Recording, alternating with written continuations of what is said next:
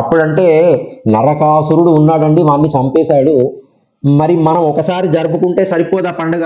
ప్రతి సంవత్సరం ఎందుకు జరుపుకోవాలంటే దీంట్లో ఆధ్యాత్మికంగా ఒక విషయం దాగి ఉంది. చెప్పాను కదండి, సనాతన ధర్మంలో ప్రతి దానికి ఒక విషయం, దాని యొక్క సందర్భం ఉంటుంది. మన మనుషులలో కూడా నరక అసురుడి యొక్క ప్రవృత్తి ఉండకపోదండి.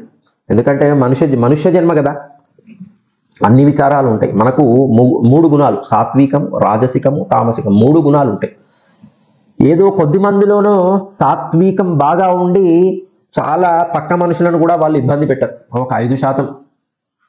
కానీ మిగిలిన 95% దాంట్లో నేనేం అతీతుణ్ణి కాదు, మనందరం కూడా 95% రాజసిక తామసిక గుణాల యొక్క అనుభవం వల్ల మనకు తెలుసో తెలియకో పక్క వాళ్ళని మనం ఇబ్బంది పెడతాం.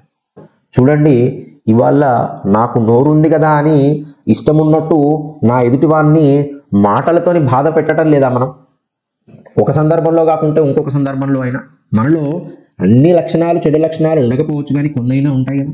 నాకు బలం ఉంది కదా అని చెప్పి పక్కవాడిని కబ్జా చేయడం, వాడిని ఏదో రకంగా శారీరకంగా కొట్టి హింసించడం, లేదా ఈ కాలంలో కొట్టాల్సిన అవసరం లేదండి, పదునైన కత్తి లాంటి నాలుకతోని ఎదుటివాడి యొక్క మనస్సు గాయపడేటట్టు మనం చాలా సందర్భాల్లో వాడి యొక్క మనస్సు బాధపట్టే, అది రాక్షస ప్రవృత్తే కదా. మరి దాన్ని ఉంచుకోవాలా? తీసేయాలండి. అయితే మనది మనిషి జన్మ కదండి, ఇవాళ అన్నాము, వాడిని ఎవరినో బాధ పెట్టాము, మళ్ళీ పశ్చాత్తాపడి అనకపోవాల్సిందే అనుకుంటాం, మళ్ళీ తర్వాత వేరే సందర్భంలో అంటూ ఉంటాం. అయితే ప్రతి సంవత్సరం పండుగ యొక్క ప్రాశస్త్యాన్ని తెలుసుకుంటూ, అయ్యో మనం మారాలి కదా, పోయిన సంవత్సరం ఇలానే అనుకున్నాం, మళ్ళీ వారిని బాధ పెట్టేటట్టు మాట్లాడాం, ఇంకొకరిని మనం బాధ పెట్టాం, అది రాక్షస ప్రవృత్తి, అది మంచిది కాదు కదా, దాన్ని మనము తీసేసుకోవాలి కదా అని పదే పదే ఒక ఏదైనా గట్టి వస్తువు ఉందనుకోండి, అది విరగదు.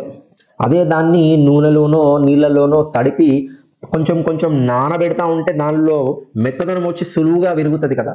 అదే రకంగా ప్రతి సంవత్సరం ఈ పండుగను ఆచరించుకుంటూ, ఆ పండుగ యొక్క పరమార్థాన్ని స్మరించుకుంటూ మనలో కూడా రాక్షస తత్వం ఉంటుందండి. లేకుంటే చాలా సంతోషం, దేవుడు చాలా సంతోషిస్తాడు, ఆయనకు కావాల్సింది అదే.